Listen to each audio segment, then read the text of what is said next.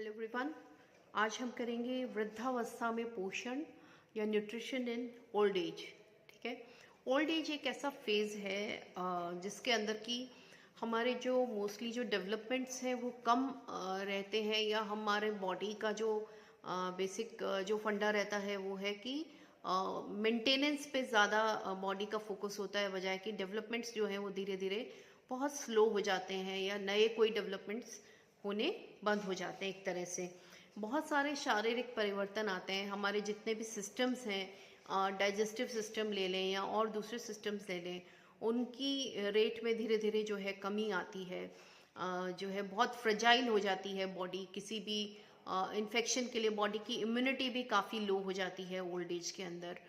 या हम देखेंगे तो पाचन तंत्र जो है वो भी बहुत फ्रेजाइल हो जाता है या बहुत सेंसिटिव हो जाता है।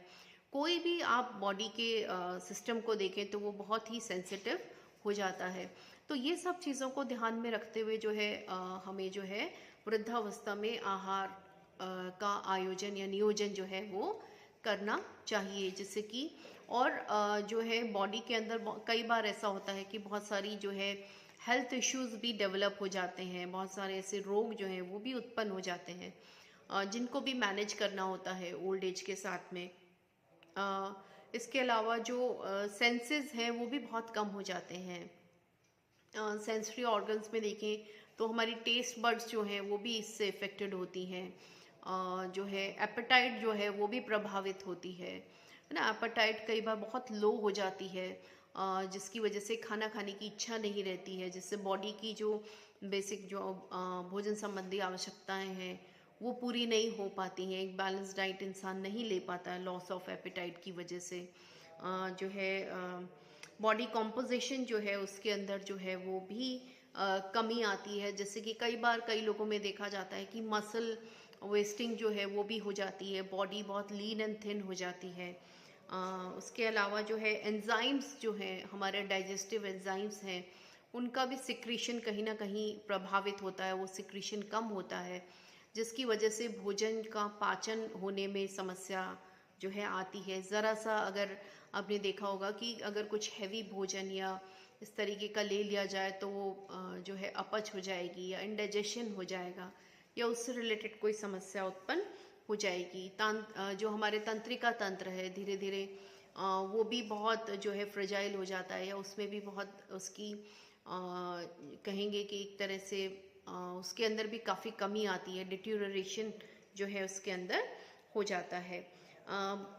कई बार जो है बॉडी जो मतलब किसी डिजीज़ की वजह से या हेल्थ कंडीशन की वजह से डिपेंडेंसी भी हो जाती है, या मूवमेंट जो है बॉडी का वो बहुत कम हो जाता है, जिससे कि मूवमेंट नहीं होने की वजह से कई बार लॉस ऑफ एपेटाइट है या अन्य स्वास्थ्य संबंधी समस्याएं जो हैं वो भी उत्पन्न हो जाती हैं। इसके अलावा जो है अगर हम देखें तो हार्मोनल परिवर्तन भी आते हैं। बहुत सारे हार्मोन्स का जो सिक्रेशन है वो भी प्रभावित होता है, उसमें भी कमी आती है, जिससे कि सामान्य बॉडी के जो फंक्शंस हैं वो भी सही प्रकार से नहीं हो पाते।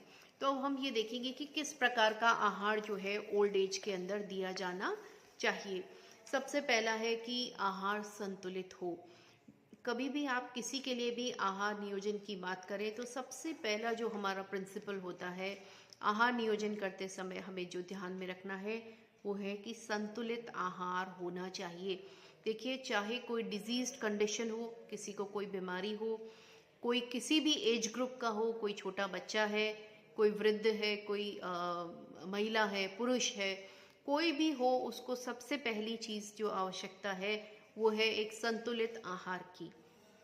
ठीक है, हर एज के अकॉर्डिंग, हर डिजीज कंडीशन के अकॉर्डिंग जो है संतुलित आहार भिन्न भिन्न होता है। सबकी आवश्यकताएं अलग अलग होती हैं, लेकिन सबको जो है एक संतुलित आहार की आवश्यकता होती है।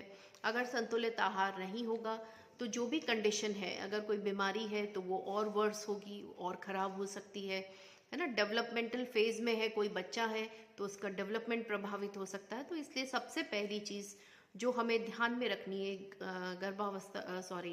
एक वृद्धावस्था के लिए डाइट प्लान करते समय, तो वो है संतुलित आहार होना चाहिए। संतुलित आहार का जैसे हम बार बार डिस्कस करते हैं कि संतुलित आहार जो है वो क्या है, जिसके अंदर सभी पोषक तत्व जो है पूर्ण मात्रा में उपस्थित होने चाहिए, जो कि शरीर की रिक्वायरमेंट है। जैसे मैंने अभी बताया, सबकी रिक्वायरमेंट अलग अलग है, सबके लिए बैलेंस्ड डाइट भी अलग अलग है। जो मेरी बैलेंस डाइट है वो आपके लिए बैलेंस नहीं होगी, ठीक है, क्योंकि आपकी हेल्थ रिक्वायरमेंट्स अलग हैं और मेरी हेल्थ रिक्वायरमेंट्स अलग हैं।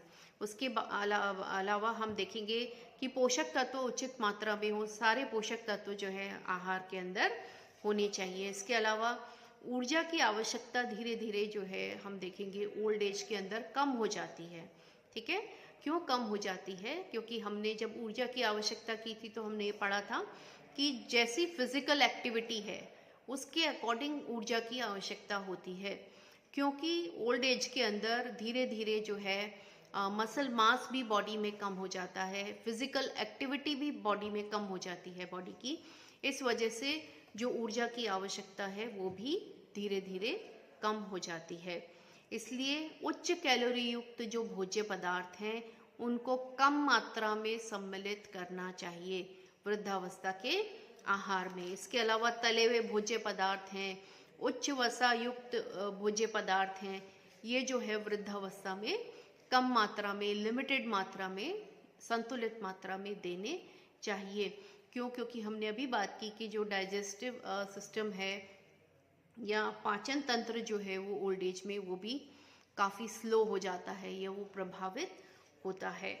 इसके अलावा अगर हम वसा देते हैं तो हमें ध्यान रखना है कि SFA जो है वो कम मात्रा में देना, यानी कि सैचुरेटेड फैटी एसिड जैसे कि घी है, बटर है, लाड है, ये हमें जो है कम मात्रा में देना है। वेयर एज पूफा या पॉली अनसैचुरेटेड फैटी एसिड्स जो है उनकी मात्रा कंपैरेटिवली अधिक होनी चाहिए। अधिक से मतलब ये नहीं है कि बहुत अधिक, यानी जितनी रिक्वायर्ड है उतनी होनी चाहिए।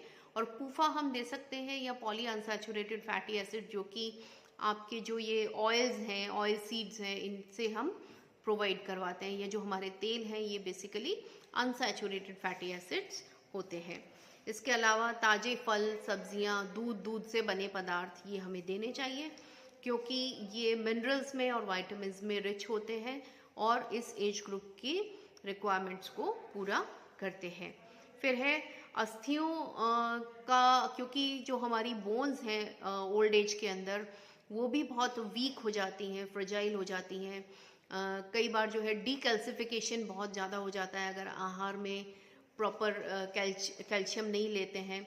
डीकैल्सिफिकेशन अब मैं दोबारा नहीं समझाऊंगी आपको, क्योंकि हम 2 बार डिस्कस कर चुके हैं कैल्शियम में और विटामिन डी में, आप वहाँ पे रेफर कर सकते हो। डीकैल्सिफिकेशन माने बोन से वापस निकलना, बोन्स का कमज़ोर होना।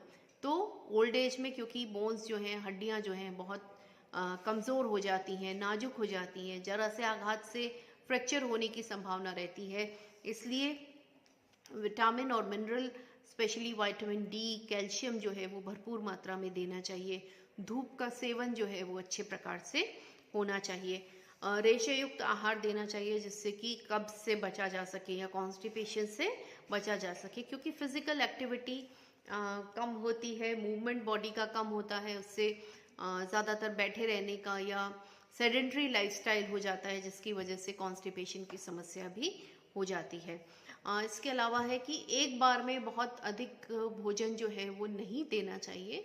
कुछ अंतराल पर छोटी छोटी मील्स जो है, थोड़ी थोड़ी मात्रा में भोजन जो है वो वृद्धावस्था में देना चाहिए, क्योंकि एक साथ बहुत सारा भोजन जो है उसके पाचन में समस्या आती है। इसलिए जो है थोड़ी मात्रा में भोजन जो है और वो थोड़े थोड़े छोटे अंतराल पर जो है वो वृद्धावस्था में दिए जाने चाहिए। कहने का मतलब है कि जो दिए जाने वाला आहार है उसकी संख्या बढ़ा देनी चाहिए। मतलब जैसे कि अगर दिन में पहले 3 बार भोजन लेते थे तो 4 बार ले लेना चाहिए, लेकिन छोटी छोटी या थोड़ी अमाउंट में लेना चाहिए। फिर है कई बार जो है दांतों का अभाव होता है या दांत गिर जाते हैं, है ना। उम्र के साथ साथ में जो कुछ डेंटल प्रॉब्लम्स भी आ जाती हैं, दांत कमज़ोर होकर गिर जाते हैं। तो उस कंडीशन में जो है भोजन को चबाना निगलना ये भी डिफ़िकल्ट हो जाता है। तो ऐसी कंडीशन में ध्यान रखना चाहिए कि सॉफ्ट भोजन या नरम भोजन या है लिक्विड या सेमी सॉलिड जो है भोजन जो है वृद्धावस्था में देना चाहिए। नरम फल देने चाहिए, जैसे कि केला है या अन्य फल हैं, तो उनको बॉईल करके या पारबॉईल करके भी दिया जा सकता है, मैश करके दिया जा सकता है। ठीक है। उसके अलावा जो है भोजन जो है वो आकर्षक होना चाहिए, रंग गंध और स्वाद में जो है उसमें विविधता होनी चाहिए, है ना। ऐसा नहीं है कि वृद्धावस्था के अंदर आवश्यकताएं कम हो गई, तो ऐसा नहीं है कि हम किसी भी प्रकार का खिचड़ी दलिया रोज आप बनाकर, लेकिन उसका प्रेजेंटेशन अच्छा होना चाहिए, उसके स्वाद में परिवर्तन होना चाहिए, जिससे कि भोजन, क्योंकि ऑलरेडी भूख की कमी हो जाती है, भोजन अरुचिकर लगने लग जाता है उम्र के साथ में, तो उसको रुचिकर बनाए रखने के लिए भोजन में विविधता और ये सब चीज़ें इनकॉर्पोरेट करना चाहिए, जिससे कि भोजन को देखकर ही खाने की इच्छा उत्पन्न हो। उसके बाद है वृद्धावस्था के अंदर पसंद नापसंद का विशेष ध्यान रखना चाहिए। आहार शैली का ध्यान रखना चाहिए, कोई वेजिटेरियन है, नॉन वेजिटेरियन है, किस तरीके की उसकी आहार शैली है, कार्य शैली, ठीक है, स्वास्थ्य की स्थिति कैसी है, कोई बीमारी तो नहीं है, अगर कोई जैसे कोई डायबिटिक है तो उसका ध्यान रखना चाहिए, हार्ट पेशेंट है तो उस चीज़ का ध्यान रखते हुए आहार नियोजन करना चाहिए। इसके अलावा धार्मिक मान्यताएं जो भी हैं ना, जैसे हमने बात की वेजिटेरियन नॉन वेजिटेरियन या कौन सा भोजन आप ले सकते हैं कौन सा नहीं ले सकते हैं, तो उनको ध्यान में रखते हुए उनको अवॉइड करते हुए आहार नियोजन करना चाहिए। इसके अलावा उचित व्यायाम या वॉक करना, धूप का सेवन करना, ये भी जो है अपनी दिनचर्या में शामिल करना चाहिए। नेक्स्ट क्लास में हम लोग नेक्स्ट टॉपिक लेंगे।